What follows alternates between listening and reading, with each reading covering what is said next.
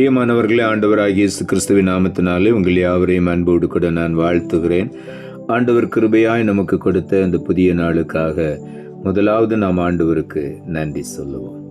ஜீவ தண்ணீராம் எந்த நல்ல கத்தரே, ஜீவ ஊற்றினால் என்னை நிறைத்திடுமே. கனி தந்திட நான் செழி தோங்கிட, கத்தரின் கரத்தால் நித்தம் கனம் பெற்றிட. ஊற்று தண்ணீரே எந்த தேவ ஆவியே, ஜீவநதியே என்னில் பொங்கி பொங்கி வா.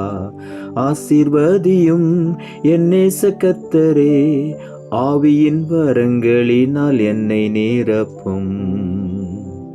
இந்த நாளுக்கு இந்த ஆண்டவர் கொடுக்கிற ஒரு வார்த்தை சங்கீதங்களின் புஸ்தகம் 46 அதிகாரம் 4வது வசனம். சங்கீதம் 46:4. ஒரு நதி உண்டு, அதன் நீர்க்கால்கள் தேவனுடைய நகரத்தையும் உன்னதமானவர் வாசம் பண்ணும் பரிசுத்த ஸ்தலத்தையும் சந்தோஷிப்பிக்கும். இந்த நாளிலே ஆண்டவருடைய வார்த்தை சொல்லுகிறது, ஒரு நதி உண்டு. ஆண்டவராய் இயேசு சொல்லும் பொழுது இப்படியாய் சொல்லுகிறார், என்னை விசுவாசிக்கிறவனுடைய உள்ளத்திலிருந்து ஜீவ தண்ணீர் உள்ள நதிகள் புறப்படும் என்று சொல்லி. அந்த பரிசுத்தமான உன்னதமான தேவன் வாசம் பண்ணுகிற பரிசுத்த ஸ்தலம், அந்த ஸ்தலத்தை சந்தோஷிப்பிக்கிற ஒரு நதி. அந்த நதியைத்தான் வேதம் சொல்லுகிறது, ஜீவ தண்ணீர் உள்ள நதி. எசேக்கியேல் தீர்க்கதரிசன புஸ்தகம் 47 அதிகாரம் 9ஆம் வசனம் இப்படியாய் சொல்லுகிறது, சம்பவிப்பது என்னவென்றால், இந்த நதி போகும் இடமெங்கும் சஞ்சரிக்கும், ஜீவ பிராணிகள் யாவும் பிழைக்கும். இந்த தண்ணீர் அங்கே வந்தபடியினால் வெகு ஏராளமான மச்சங்களும் உண்டாயிருக்கும். இந்த நதி போகும் இடம் எங்கும் உள்ள யாவும் ஆரோக்கியப்பட்டு பிழைக்கும் என்று ஆண்டவருடைய வார்த்தை சொல்லுகிறது. ஆகவே தேவ சமூகத்திலிருந்து வரக்கூடிய அந்த நதி, நமக்குள்ளிருந்து புறப்பட்டு வருகிற ஜீவ தண்ணீர் உள்ள நதிகள் அநேகரை பிழைப்பூட்டுகிறது என்று வேதம் சொல்லுகிறது. அந்த ஜீவ தண்ணீர் ஊற்றுதான் ஆண்டவருடைய வார்த்தை. ஆகவே அந்த ஜீவ தண்ணீராய் புறப்பட்டு வருகிற தேவனுடைய வார்த்தை போகிற இடத்திலெல்லாம் ஆரோக்கியம் உண்டாகும். அந்த ஜீவ நதிதான் ஆண்டவராகிய இயேசு கிறிஸ்து, அவருடைய வார்த்தைகள். ஆகவே இன்றைக்கு அந்த நதி நம்முடைய வாழ்க்கையை நிரப்ப வேண்டும். அந்த நதிதான் ஆண்டவருடைய ஜீவனுள்ள வார்த்தைகள். எசேக்கியேல் தீர்க்கதரிசன புஸ்தகம் 47 அதிகாரம் 1 வசனம் இப்படியாய் சொல்லுகிறது, பின்பு அவர் என்னை ஆலயத்தின் வாசலுக்கு திரும்பி வர பண்ணினார். இதோ வாசல் படியின் கீழிருந்து தண்ணீர் புறப்பட்டு கிழக்கே ஓடுகிறதா இருந்தது என்று அங்கே எழுதப்பட்டிருக்கிறது. இந்த தண்ணீர் எங்கிருந்து புறப்பட்டு வருகிறது? ஒரு நதி உண்டு, அதை நீர்க்கால்கள் தேவனுடைய நகரத்தை உன்னதமானவர் வாசம் என்னும் பரிசுத்த ஸ்தலத்தையும் சந்தோஷிப்பிக்கிறது. அந்த நதி எங்கிருந்து புறப்படுகிறது? அந்த தண்ணீர் எங்கிருந்து புறப்படுகிறது என்றால், ஆலயத்தின் வாசலுக்கு திரும்பி வரும் பொழுது அந்த வாசல் படியின் கீழிருந்து தான் அந்த தண்ணீர் புறப்பட்டு வருகிறது என்று ஆண்டவர் எசேக்கியேல் தீர்க்கதரிசிக்கு அதை வெளிப்படுத்தி கொடுக்கிறார். வாசல் படியின் கீழிருந்து தண்ணீர் புறப்பட்டு கிழக்கே ஓடுகிறது. ஆகவே தான் தாவீது எழுதுகிறார் சங்கீதங்களின் புஸ்தகம் 84 அதிகாரம் 10வது வசனத்திலே, 1000 நாளை பார்க்கிலும் உமது பிரகாரங்களில் செல்லும் ஒரே நாள் நல்லது.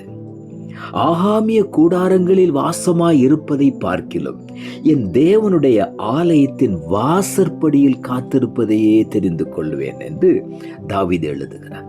தேவனுடைய ஆலயத்தின் வாசல் படியில் காத்திருப்பது.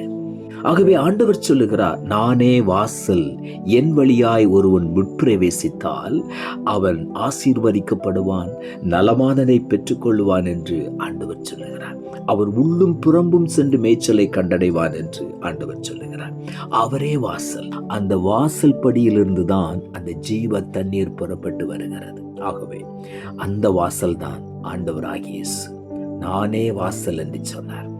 இந்த நாளிலே அந்த இயேசு கிறிஸ்து நமக்குள்ள இருக்கும் பொழுது அந்த வாசற்படியிலிருந்து தண்ணீர் புறப்பட்டு வரும். அந்த நதி புறப்பட்டு வந்து அது போகிற இடமெல்லாம் ஜீவ பிராணிகள் பிழைக்கும். அது மாத்திரமல்ல, எங்குமுள்ள எல்லாமே ஆரோக்கியப்பட்டு பிழைக்கும் என்று ஆண்டவருடைய வார்த்தை சொல்லுகிறது.